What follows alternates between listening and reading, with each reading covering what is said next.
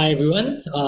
Thank you for taking the time for the call today. I am Timothy, the co-founder of Cylynx. Let me give a quick introduction about myself. Right, so my main background actually comes from economics, and before going into a career of data science, my interest lies in the area of full stack development, causal modeling, cryptocurrency networks, blockchain network science.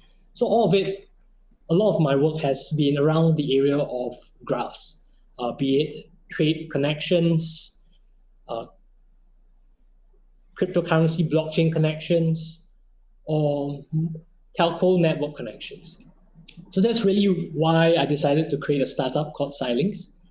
And we help companies to understand their data sets and understand the relations between them with the help of network analytics methods.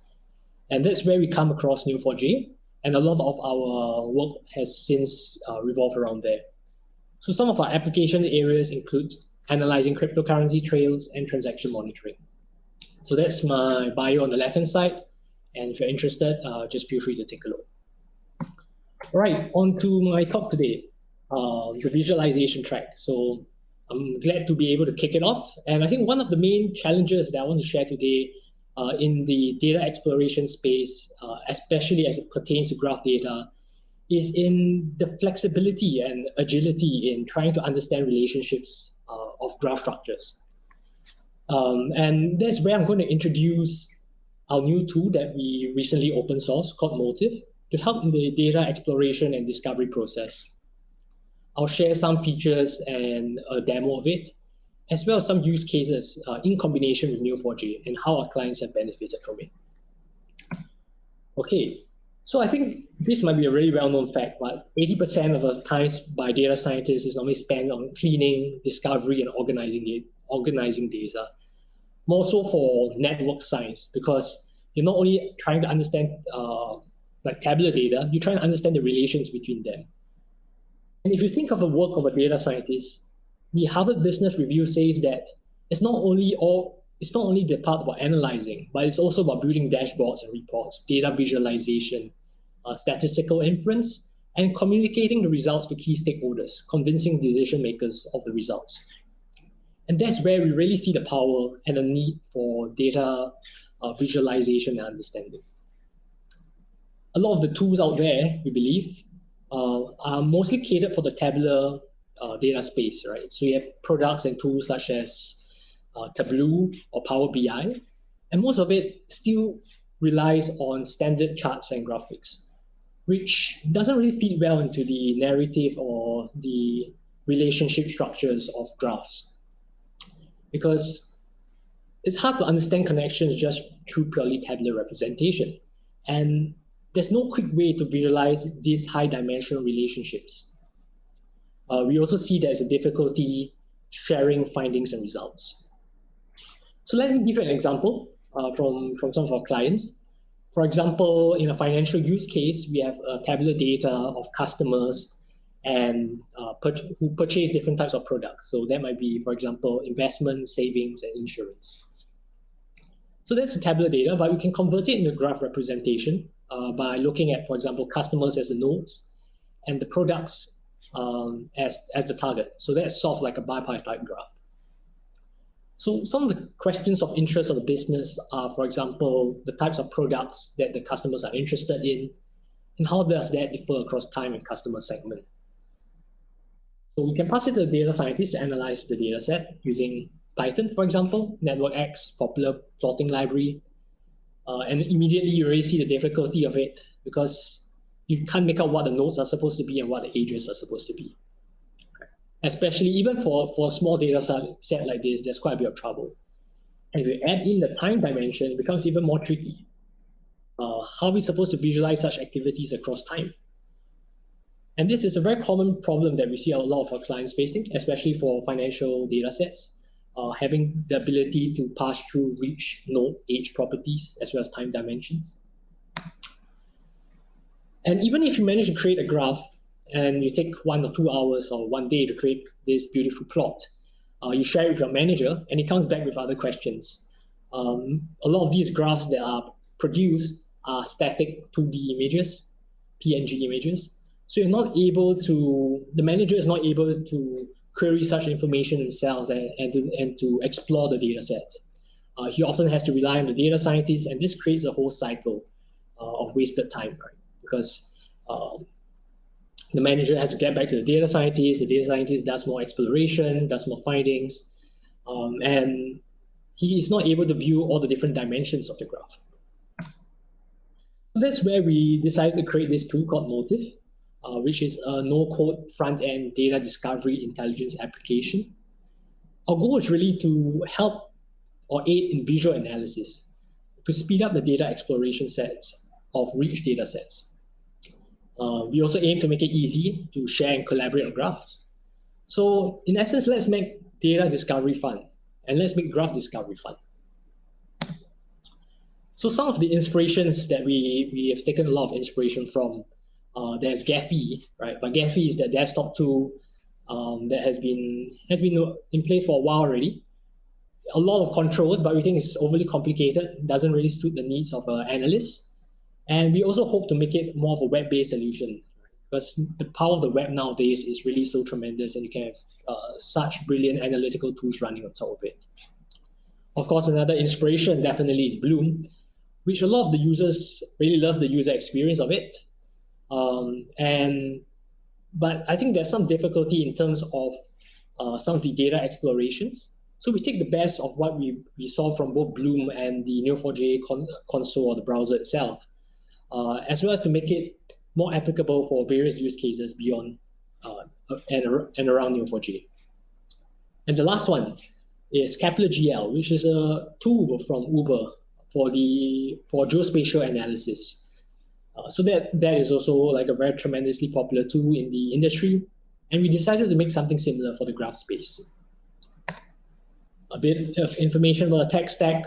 Currently, we are using like a React application, NVG6, as well as Graphene for the graph visualization parts. We're using D3 for the charts, Uber's base UI for the styling, Redux state management, and use Neo4j hooks for the Neo4j integration.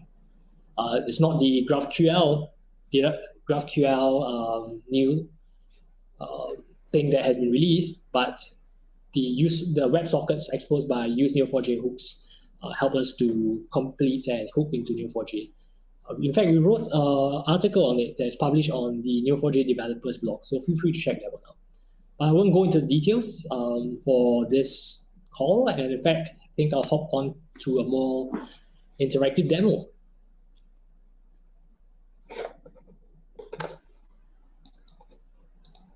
Okay, so here we have a demo of Motif. To access it, you can simply go into demo.cylynx.io. But I'll give you an overview of the interface and the main tools and around it.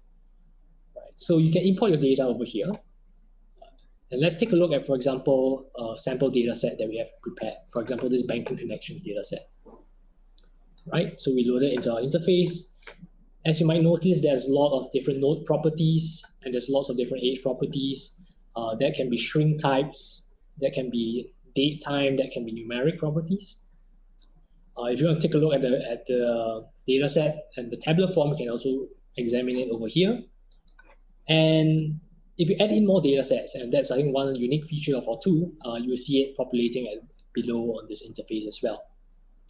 All right, so now we're able to view what each node and what each age represents. But let's try to color it and style the nodes and ages based on certain properties. So if you click on the palette on the left-hand side over here, you bring to the styles menu. And from there, you can try out various kinds of styling algorithms out of the box. So that's really a great convenience time saver. For example, a radial layout. You can say, if I want to focus on account 81 over here, I'll just scroll down to the focus node, go into account 81, and that'll be centralized over here.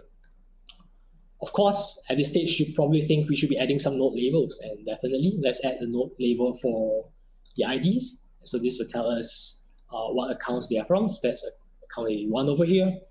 And we might want to map the node colors to particular legends. So for example, that makes the node color maps to the icons of the nodes themselves. Right. So over here we have the account balances in blue, and what we call account box, or actually the persons in orange. We can map the node size as well to properties like degrees. So the most connected ones are then largest size. And we have a bunch of other options available in the edge as well, similar to what we have for the node size. I wouldn't go into too much details over there. I think the next step we normally want to do is to see how we can filter out the graph and try to make sense of the activities that are going on. Before we go into that, let's move it into a sequential hierarchical layout over here, like this. Okay, the filters panel can be accessed on the left-hand side again, on this button. We can add filters, and the filters combine additively. So for example, I might add filters for the date times, right? Filter out particular dates of the graph, and I might add other filters to filter out particular other properties of interest, right? So maybe the balance amount, just further filter out the graph. Right, so those are hard filters. I think what's very interesting as well is the ability to add soft filters.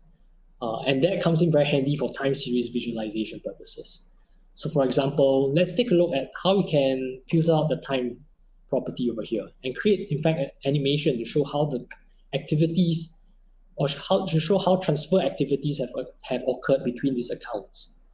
So you can see this took place in January. We can move the slider over there and see what happens in February. And we can even play it back through this interface over here. So this gives us a nice view of transactions over time for this graph.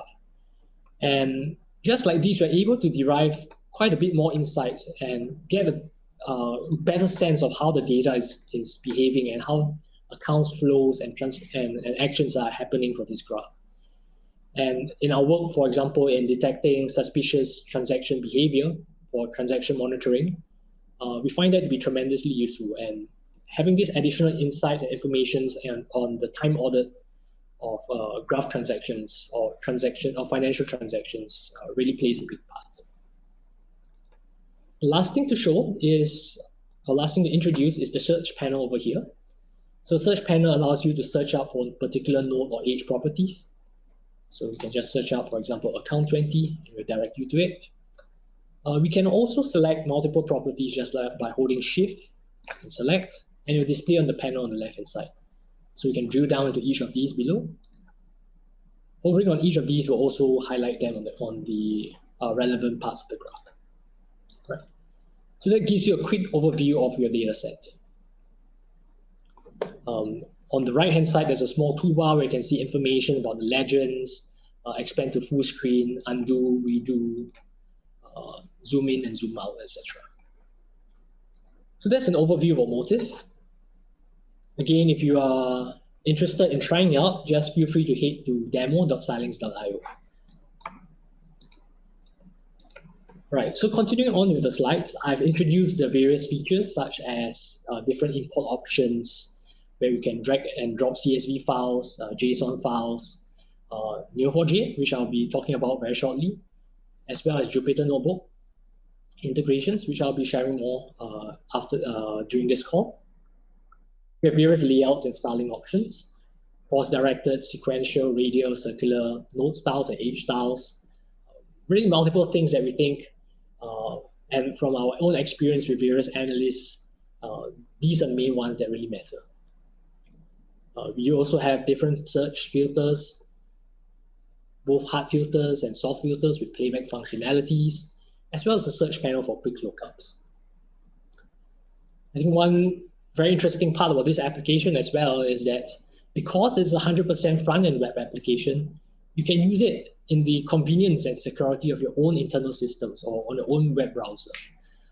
It can totally be isolated from any database or from any external web environment, actually.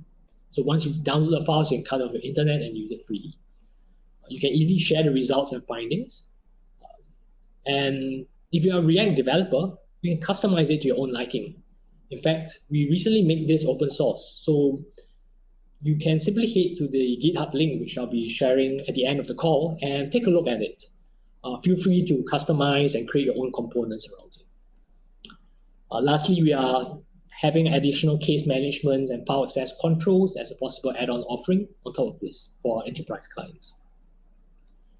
So now let me go on to the different use cases that we see together with Motif and Neo4j. So I think this is the particularly exciting part of things. Right. So I think Emil in his introductory talk talked about agility and how Neo4j enables you to quickly create a graph app through GraphQL. So that might be one possible way of creating a graph application, but not always you need to enable connection to your database. Sometimes you just want to share results and give the end user, ability to still do some kinds of simple filtering, analysis, data understanding, without having to get back to you with additional questions. So with Motif and Neo4j, you can create a super quick graph application without sharing your database access. You can use Neo4j as your data store to carry out graph exploration and analysis. Take advantage of all the data science libraries and tools and algorithms available. And when you're satisfied with the results, you can use Motif Cipher Query interface integration to visualize it on the front end. You can then share the email file or email it to any recipient. So let me show you how it works. This is a demo with the movies dataset, courtesy of Neo4j Sandbox, which I think is the easiest way to get started on Neo4j. So you take a look at the movies dataset, generate a few questions of interest, and share the data. Okay, so let's head on to the browser. Okay, we're done with this over here. Just refresh it. Okay, we have a new interface, and you might notice on the import data section, there is a Neo4j tab over here. So simply click on the Neo4j tab, and you'll see a list of fields to configure. We require some information about the host, the username, and password. I have a Neo4j environment already set up. So let's take some of this information available. So since we are using the external connector, we use this for the host, the board connector as a host. And we type Neo4j as the username, and the password is over here. So please don't share your credentials otherwise, but because this is a sandbox, I'm going to close this environment after this presentation. That's the only exception. All right, so let's take a look and execute some queries. Select our database, Neo4j database, and there's a query interface over here. Unfortunately, we have not integrated the Monaco editor, so you don't get nicely colored codes, but it still functions as a query interface. So let's take a look at what we can do. So this is the movie data set that we have in place. A bit of introductions, you have movies and you have people. For example, you know information about who acted in particular shows or who directed particular shows. So let's take a look at one of these queries, for example. I might ask who acted, or the people who acted in particular shows, and maybe let's just throw in a bit more complexity, and let's also ask who directed some of these shows. Okay, so we union both of these queries together, and let's execute them. Okay, so we have 56 nodes and 50 ages. Quick preview of the data set, you can take a look at it. It looks fine, let's import it. All right, and here's our data. We can view all the information about it. And let's do a quick styling, right? So over here, we might, for example, want to add the node colors and map it to the, what should we map it to? Map it to the labels, right? So we have people highlighted in blue and movies highlighted in orange. You can see it over here as well on the right-hand side. And let's tag the labels. The labels, we probably want to tag the names, but the names are of the actors. And we also want to tag the names of the movies. Over on our database, it's called titles. So having multiple labeling options is really handy. You can actually tag multiple things. For example, if you want to see the age they are born, we can add that as well as the, let's not add taglines, but maybe the release date. Yeah, okay, there we go. And let's put it in a nice force-directed graph. All right, so straight away we can see a bunch of relationships. Let's also tag the age styles and label the ages to be the relationships. Okay, so we can see the acted age, or we can see the directed age. And we can also tag the age patterns, not the age patterns, but the age colors, and map it to particular colors, again, the relationships. So there we go. Some information of the movies data set, visualized in the front end. And from here, we are able to see, for example, the matrix cluster. This appears to be a matrix cluster of actors, as well as a cluster of a few good men over here, right? Of who directed it, as well as the relationships beyond one degree. So that's that part you probably can do in Bloom itself as well. I think what's very interesting is that we can also save this data. So we just click the save button over here, and we can simply share this data with another person, right? Just direct him to the same website. All he needs to do, and this time there's no connection to Neo4j, we're not connected to any database at all. You just need to drag and drop the same file, and we're able to view the exact same graph that we have actually created. So this gives you a quick way and simple way of sharing your Neo4j output with a few clicks of the buttons, and to style it to your liking, really, using the variety of options we have. Your user is also then able to, for example, view additional information, do additional filters, look up additional details, and have it in a nice graphical interface, something you expect a final polished product to be like. So if you're looking for a tool to help you share your graph or network data insights, give it a try. And I think you'll be pleasantly surprised at how easy and flexible we can make network analysis and discovery be. Right, so that's the first use case that I have to share. So I have one more prepared, really, which is how we can use Motif together with Jupyter Notebooks to visualize your results intuitively. So that comes from all the data scientists, or a lot of the data scientists we are working with, who love to use Jupyter Notebooks. And that's why we came up with a Jupyter Notebook integration we call PyMotif, that combines together Jupyter Notebooks, Neo4j, and the Motif package. Basically, PyMotif offers a NetworkX compatible API to operate on your graph data sets. It provides you an out-of-the-box support for NetworkX graphs, so you can visualize the results easily and share the notebook with your team, or convert the notebook to a HTML file to share beyond your team as well. So let's see how this looks like in practice. So I have my VS Code terminal open over here. So let's go into Jupyter Labs. In fact, to get started with the application, or you can simply just download it from the pip registry. Right? It's just pip install PyMotif. Okay, so Jupyter Lab is launching over here.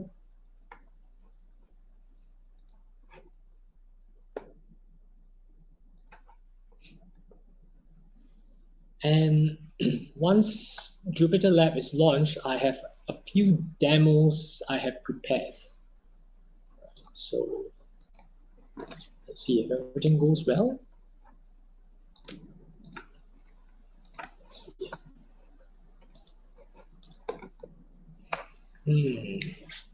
Technical issues as usual. That's the danger of live coding on this presentation call. Let's see whether we can get it working. If it doesn't work, we might switch to Jupyter Notebooks. Let's see if I can get it to work. Okay, Jupyter Notebook.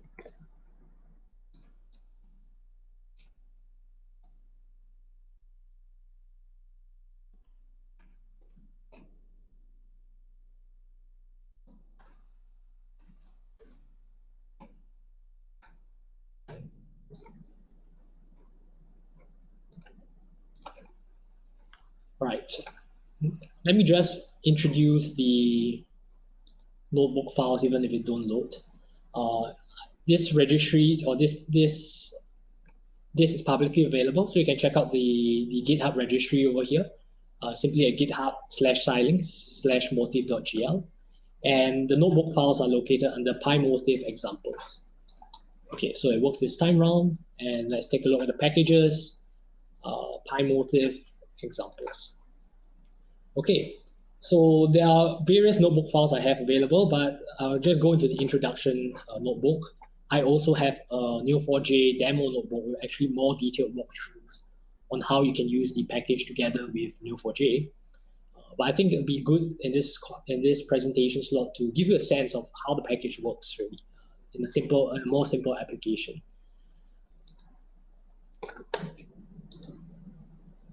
So in the Neo4j demo, it actually showcased the use in 3 different data sets: the movie data set, I believe a fraud detection data set, and a football data set as well. So let's give it some time to load. All right. So yeah, you can set up all of these simply by heading to sandbox.neo4j.com and use this demo data sets available. And I think one very interesting application is really about using this together with the data science libraries, and now with all these new algorithms that are available, I believe there's so many interesting things you can do together with both applications. Right, but let's go into the main introduction over here. Right. So what I'm going to show is, right. So for example, how to install a package, you simply do pip install PyMotif, just like this. And once it's installed, you can just run the code cell over here. Okay. So we just import the Motif library from PyMotif. And once we are here, we are able to import data from different types of data sets. For example, JSON data that's natively available. So that looks like the graph over here. And we can import the network X graphs, for example, in a GML format like this. So this is the karate data set. And use all existing styling options. And of course, we can import from Neo4j as well. So over here, we can just use the board protocol that we have prepared earlier. But in this case, we probably want to use the localhost HTTP protocol. So let's just add this over here. And for the username, let's do Neo4j. And for the password, let's just copy this over here. Let's add the same cipher query which we used just now. Okay, so there we go. Let's also plot it. So thanks to the Neo4j driver library, you can just simply call neo4j driver.session.run with your query over here, get the results. And with the results, you just put it in, pass it to the Motif function and call graph on it. And this will produce the plot just like this. So this is what we have seen from the web interface as well, and we can do similar styling options. For example, styling the legends based on the titles, based on the labels, right? As well as adding labels for name and adding the labels for titles. There you go. I think one very interesting use case of this, right, once we have our graph results, is in a Jupyter notebook, we can easily save and share it. So for example, if you want to export it, you simply need to just save your notebook widget state, and you can simply share the file and the user will be able to view the results. Or another interesting application is, for example, to convert it to a HTML file, which you can share with anyone you like. So,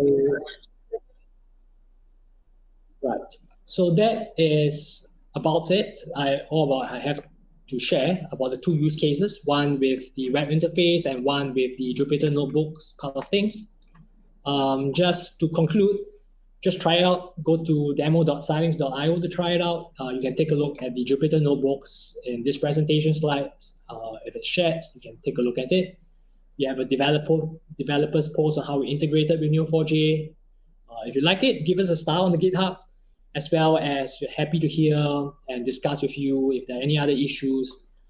Very happy to spread the words on combining graph analytics and making it easy and accessible to everyone, and making it more accessible for anyone who loves graphs. So I think that's it from me, and I think I'll hand over the time to the next presenter.